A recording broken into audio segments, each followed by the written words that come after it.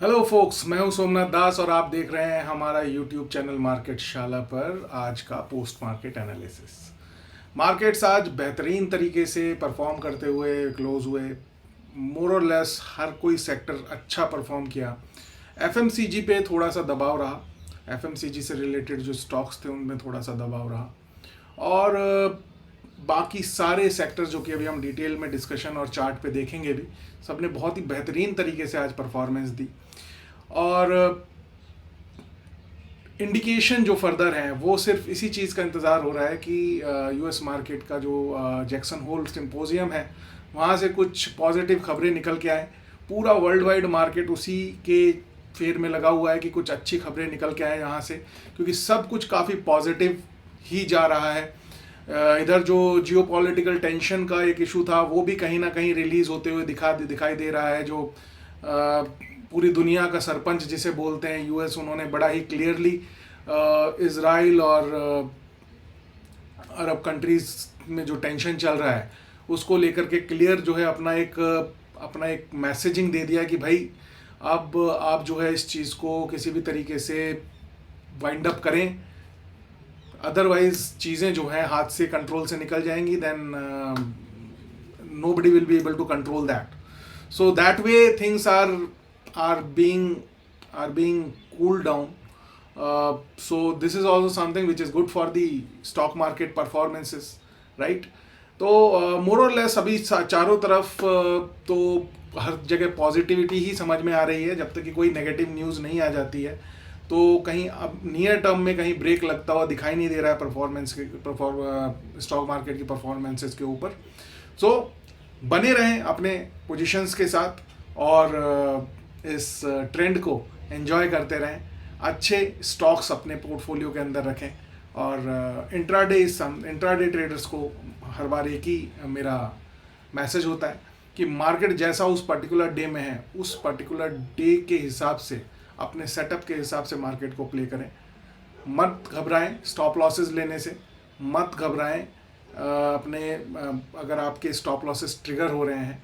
और बस आपको जो है अपना एक मनी मैनेजमेंट मेंटेन करते हुए आपका जो एवरेज विन रेशियो है उससे ऊपर रहना है, क्योंकि जो स्ट्रीक है वो चेंज होगा ही होगा, राइट?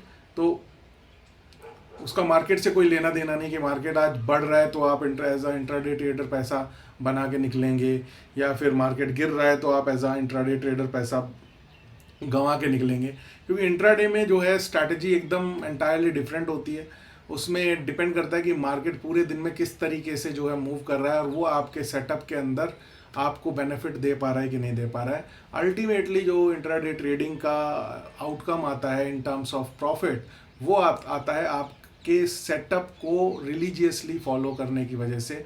आपने जो डिसिप्लिन बना के रखा हुआ है उसको रिलीजियसली फॉलो करने की वजह से। उसमें अगर आप डिविएट हो जाते हैं तो फिर जो है वो काफ़ी मुश्किल हो जाता है ट्रेडिंग बिजनेस जो कि इंट्राडे ट्रेडिंग के ऊपर बेस्ड है उससे पैसा बनाना। तो चलिए ज़्यादा टाइम ना लेते हुए देखते हैं चार्ट के ऊपर किस तरीके से आज मार्केट रहा, किस तरीके से वर्ल्ड मार्केट्स ने परफॉर्मेंस किया, क्या इंडिकेशंस आने वाले दिन के लिए हमको दिखाई दे रहे हैं, किस तरीके से हमारे सेक्टर्स ने परफॉर्मेंस दी। और फिर एंड ऑफ द एपिसोड हम देखेंगे, ending phase of the episode हम देखेंगे कि जो हमारे दिए हुए intraday trading point of view से निफ्टी के जो लेवल्स थे उन्होंने किस तरीके से इंट्राडे में अपने ट्रेड को प्लान एंड एग्जीक्यूट होने दिया। और मैनेज तो हमारे डिसिप्लिन्स एंड रूल्स होते हैं जो हमारे इंट्राडे ट्रेड्स को करते हैं, राइट?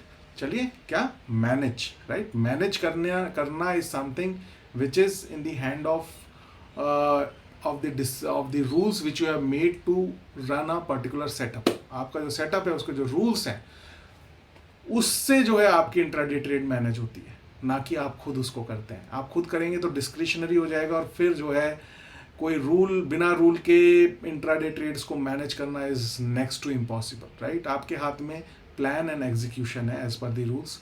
बाकी चीज़ें आपका डिसिप्लिन और आपके रूल्स के हाथों में होता है कि आपके उस पर्टिकुलर ट्रेड को मैनेज कैसे किया जाता है। तो चलिए देखते हैं चार्ट पे क्या रहा आज का प्राइस एंड एक्शन। तो ये आपकी स्क्रीन पे आ रहा है निफ्टी का स्पॉट लेवल का चार्ट, राइट। ये जो लास्ट कैंडल आप देख पा रहे हैं, ये कैंडल आपकी बनी है लगभग आधा परसेंट के गेन्स के साथ। इसने रुकावट कहाँ ली है एग्जैक्टली, ये जो अभी आज क्लोज दिया है 24,698, राइट। ये ओपन हुआ था आज मार्केट 24,648 के ऊपर, हाई गया था 24,734, लो इसका लगा 24,607 यानी कि 24,600 के लेवल को इसने रेस्पेक्ट किया और क्लोज दिया है 24,698 के ऊपर, राइट। हमारे जो लेवल्स थे जहाँ से कि हमें एक कंसर्न हो सकता है कि हो सकता था कि अगर ये लेवल्स जो है ब्रेक होते हैं तो मार्केट में कमजोरी का संकेत होगा। वो लेवल्स थे 24,564, उसके बाद 24,541, लेकिन उन लेवल्स को इवन टच भी करने का आज मौका नहीं मिला मार्केट को, माने वो उन लेवल तक आया ही नहीं, टच भी नहीं किया। Close, opening, high and low तो दूर की बात है, राइट। तो जो लेवल्स अभी देखने लायक है, जो जहां पे जाकर के मार्केट ने क्लोजिंग दी है, वो लेवल्स हैं जो कि एक गैप डाउन जो है ये क्रिएट हुआ था मतलब एक दिन की क्लोजिंग हुई है आपकी 2 अगस्त को, जो कि क्लोज हुआ था मार्केट 24,717 के ऊपर और नेक्स्ट डे क्लोज हुआ था 24,717 के ऊपर क्लोज हुआ था और नेक्स्ट डे उसने ओपन किया था अपने आप को 24,302 के ऊपर, राइट। मतलब लगभग 400 पॉइंट का गैप डाउन ओपनिंग जो है, जो 5 अगस्त को मिला था, उस गैप को अभी जो है ये फिल किया है मार्केट ने आज उन लेवल्स के ऊपर जाके क्लोज देके।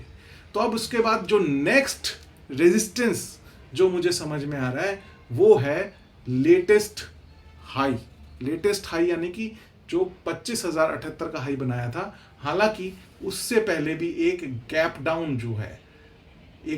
डाउन ओपनिंग मिला था जिस दिन हाई बनाया है मार्केट ने 1 अगस्त को, उस दिन क्लोज हुआ था 25,010 के ऊपर और नेक्स्ट डे जो है गैप डाउन ओपनिंग दे करके नीचे ही बंद हुआ है।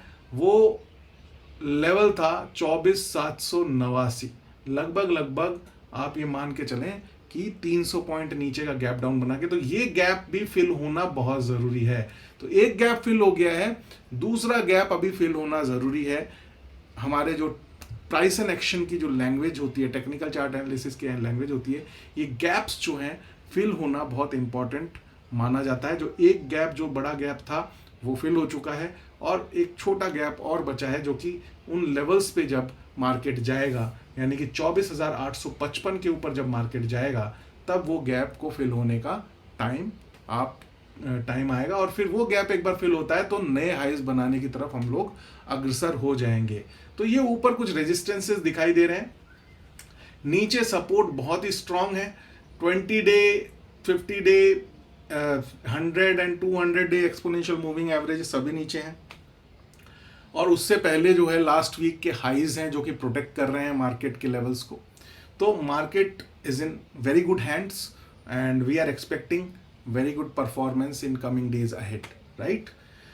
चलिए देखते हैं कि किस तरीके से आज सेक्टर्स ने परफॉर्म किया। सेक्टर्स वाला चार्ट आपके सामने आ गया है। सभी जितने भी आपके सामने सेक्टर्स हैं, चाहे वो आईटी हो, फार्मा है, mid cap, even mid cap ने भी बहुत बेहतरीन परफॉर्मेंस दिया है। मिड कैप सेक्टर के अंदर जो मिड कैप शेयर्स जो होते हैं उन्होंने भी काफ़ी अच्छा, और इवन पिछले 1.5-2 साल से वो आउट परफॉर्म करते हुए चले ही आ रहे हैं।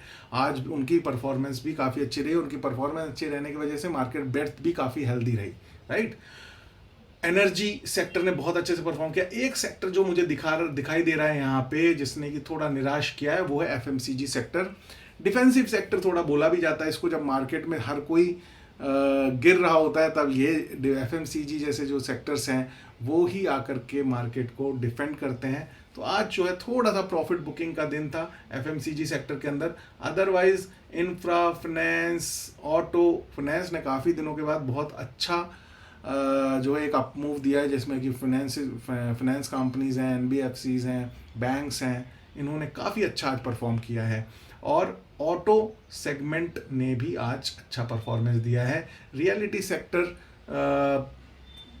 फ्लैट टू पॉजिटिव मैं कहूँगा। एंड मेटल एज यूजुअल कल तो काफ़ी अच्छा परफॉर्मेंस था, आज भी उसने अपने मेटल सेक्टर ने अपने गेंस को बढ़ाया है। इसके पीछे रीज़न ये है कि डॉलर वीक हो रहा है, डॉलर वीक हो रहा है तो मेटल सेक्टर्स के अंदर थोड़ा सा शाइन आ रहा है। और अच्छा, इकोनॉमी जब अच्छा करता है तो इंफ्रास्ट्रक्चर से रिलेटेड मेटल सेक्टर वगैरह सब कुछ अच्छा करते ही हैं, तो वो एक कोर स्ट्रेंथ तो है ही है हमारे इंडियन स्टॉक मार्केट्स के अंदर, जो कि मार्केट्स को एक अच्छी परफॉर्मेंस दे रही है और एक अच्छी वेल्थ क्रिएशन इन्वेस्टर्स के लिए कर रही है, राइट। चलिए देखते हैं कि वर्ल्ड मार्केट्स ने आज क्या किया। डाउ जोन्स का ये फ्यूचर का चार्ट है, एक दिन पहले का जो ये कैंडल आपको दिखाई दे रहा है, ग्रीन कैंडल, बहुत बेहतरीन। इसी वजह से मॉर्निंग में जो हमारा एनालिसिस था कि भाई यूएस मार्केट का हैंडओवर बहुत अच्छा रहा है, वो इसी वजह से था। अब जो ये सेकंड कैंडल बन रही है, ये एग्जैक्टली जस्ट वहीं पे ट्रेड कर रही है जहाँ पे कि जो है एक दिन पहले का क्लोज था।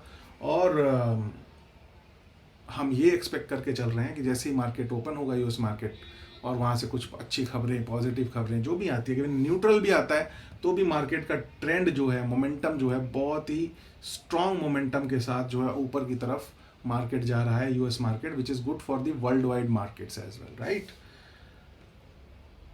ये है यूरोपियन मार्केट्स में फ्रांस का इंडाइसिस, बढ़िया ट्रेंड बना हुआ है।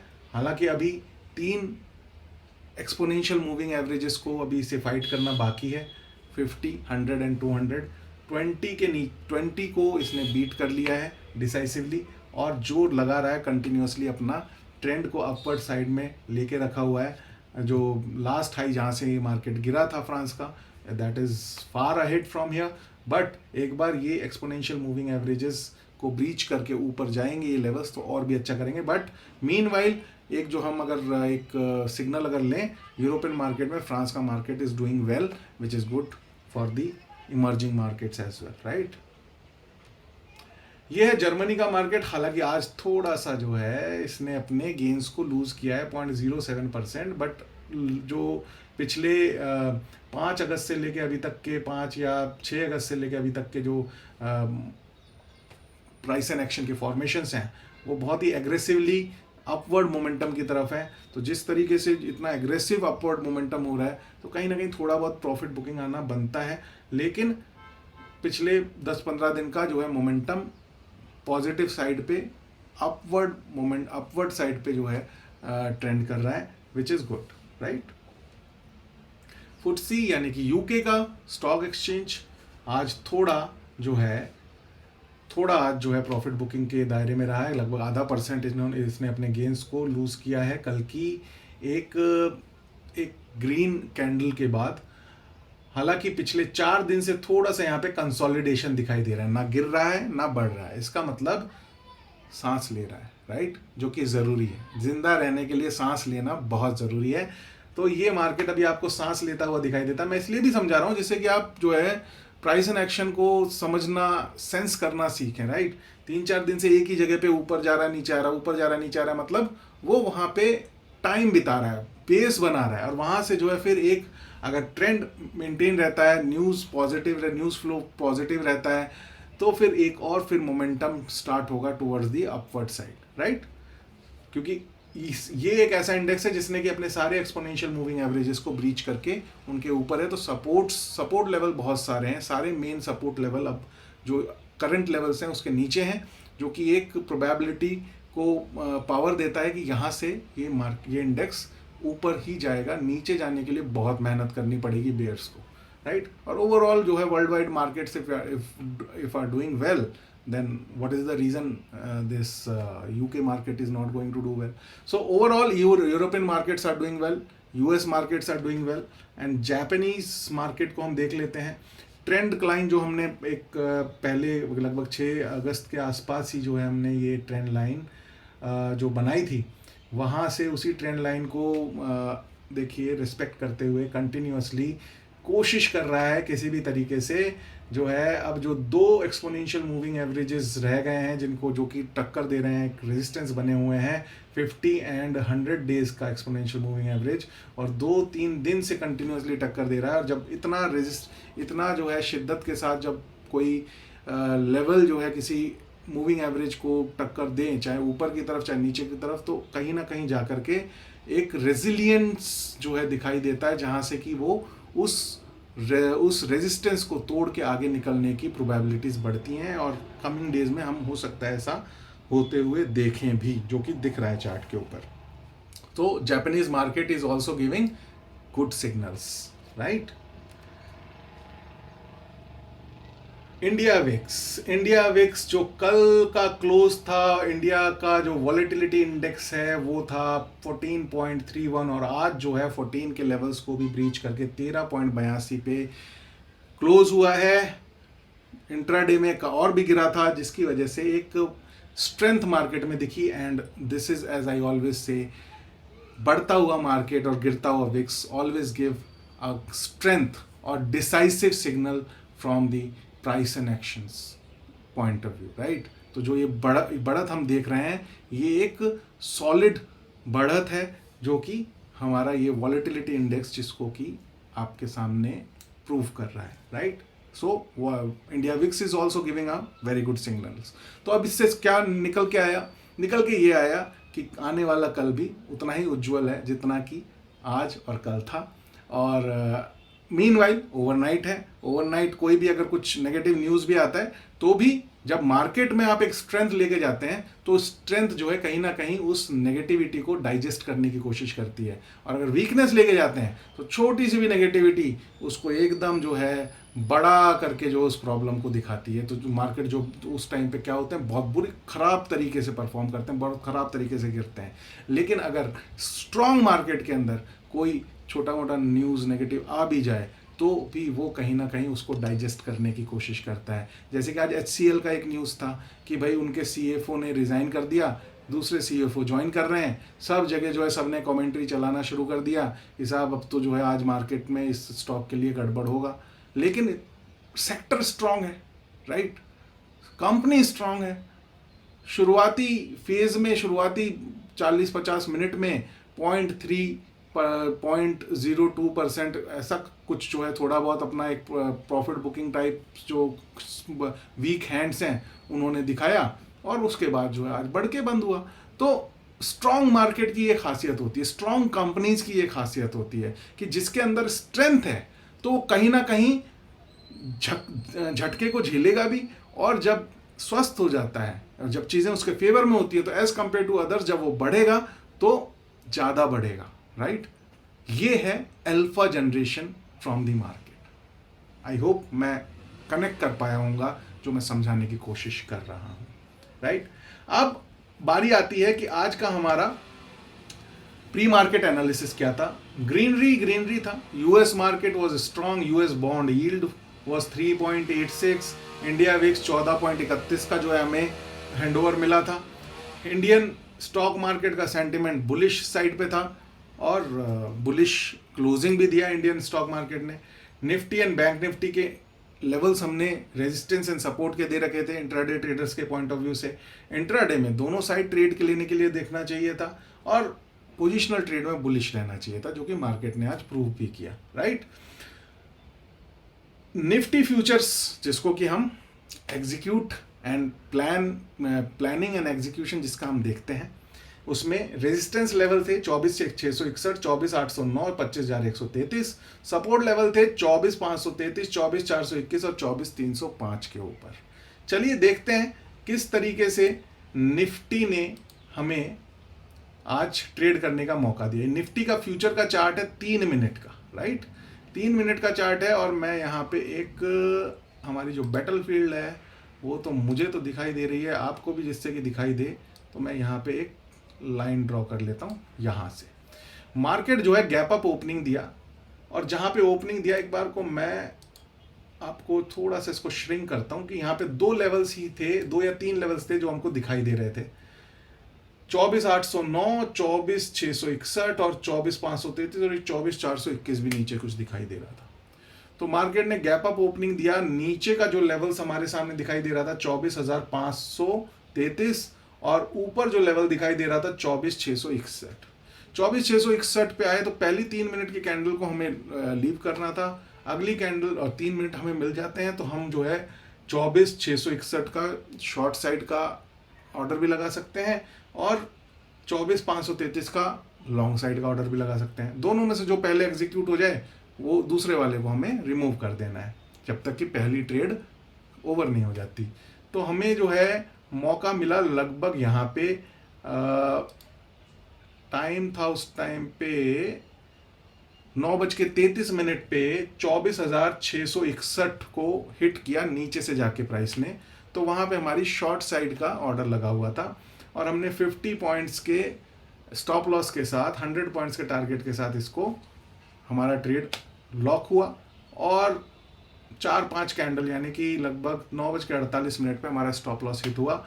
और फिर देखिए पूरे दिन कुछ भी नहीं है करने के लिए ट्रेडर्स के पास, मतलब गैप अप के साथ इनिशियल फेज में इंक्रीज होके पूरे के पूरे दिन ये जो इसने लेवल टच किया 10:15 बजे से लेकर के पूरे दिन एक ही लेवल पे ये घूमता रहा और कोई ट्रेड हमारे सेटअप में हमको नहीं मिली। इवन इस तरीके के मार्केट में किसी और सेटअप में भी कोई ट्रेड अगर किसी को मिलती तो खाली स्टॉप लॉसेज ही हिट होते, उसके अलावा कुछ नहीं होता। हमने इसी वजह से एक decent stop loss, decent target रखा हुआ है कि अगर वो एक बार को हिट होते हैं, क्योंकि एक दिन में एक एवरेज मूवमेंट जो है का एक आइडिया होता है किसी भी इंडेक्स का।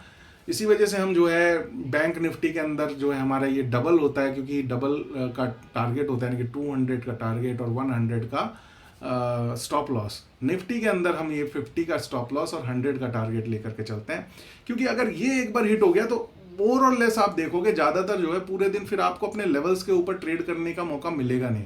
और अगर मिल जाता है तो हमारा रूल है वहाँ पे कि हम एक दिन में 2 से ज़्यादा ट्रेड नहीं लेंगे, वो भी तब जब पहला ट्रेड हमारा स्टॉप लॉस हिट हो जाए। सेकंड ट्रेड कब लेंगे? जब पहला ट्रेड स्टॉप लॉस हिट हुआ और सेकंड ट्रेड भी अगर हमारा स्टॉप लॉस हिट हो गया, फिर हम जो है अपना टर्मिनल क्लोज कर देंगे। और अगर सेकंड ट्रेड हमारा टारगेट अचीव कर लेता है then it is fine, we will be in the profit of that particular day's intraday trading, right.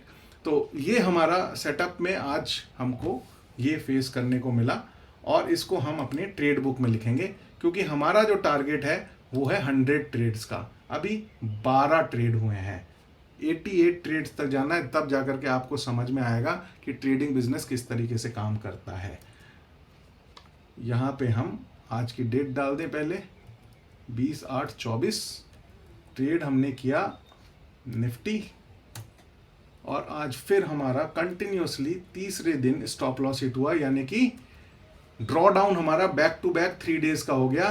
कोई बात नहीं, यही होगा एक्चुअल ट्रेडिंग जब होती है तो यही सब कुछ होता है। और इसी सबसे जो एक साइकोलॉजिकल इम्पैक्ट जो ट्रेडर्स के ऊपर आता है उससे वो अपनी गलतियां शुरू करते हैं, और हमें गलतियां नहीं करना है और गलतियां ना करने की ही ट्रेडिंग है ये। गलतियां नहीं करेंगे तो प्रॉफिट में आप ऑटोमेटिकली रहेंगे। आप 100 ट्रेड्स इसमें कंक्लूड होने दीजिए, you will yourself see the result of maintaining the rules and regulation and following them religiously, right.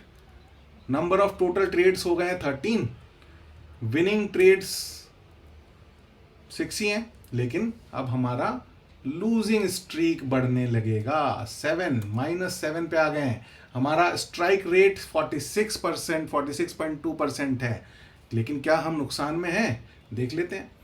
हमारा विनिंग अमाउंट कहता है 15,000 एक लॉट के ऊपर, लूजिंग अमाउंट कहता है 8,750 और पीएल जो है हमारा प्रॉफिट एंड लॉस में हम अभी प्रॉफिट में दिख रहे हैं 6,250 और पीएल परसेंट हमारा कहता है 8.93। बस इसके नीचे जो है एक और कॉलम है उसे आप देखिए, वो है 4%। ये कहता है कि हमें महीने में 4% चाहिए।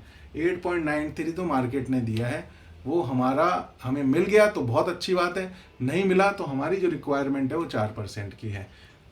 मनी मार्जिन जो हम लेकर के चल रहे हैं, जो हमारी कैपिटल है वो है 70,000 की, जो कि एक लॉट की मार्जिन मनी होती है, राइट। तो ये है आज का ट्रेड का एग्जीक्यूशन।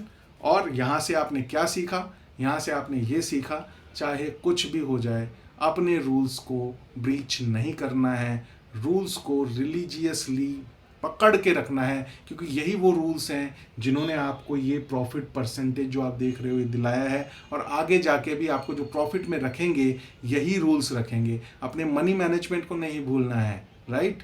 तो ये तरीका है जो discipline is the key of success मैं कहता हूँ। कंटिन्यूअसली करते जाइए, देखिए कि आपको रिजल्ट आपके फेवर में आते हुए मिलेंगे ही मिलेंगे, राइट। तो ये था हमारा आज का पोस्ट मार्केट एनालिसिस। आपको कैसा लगा ज़रूर बताइएगा, और जुड़े रहिए हमारे साथ, सीखते रहिए हमारे साथ ट्रेडिंग बिजनेस की कला को। और do trade, do invest and seek financial freedom with market Shala. See you tomorrow. Thank you, bye bye.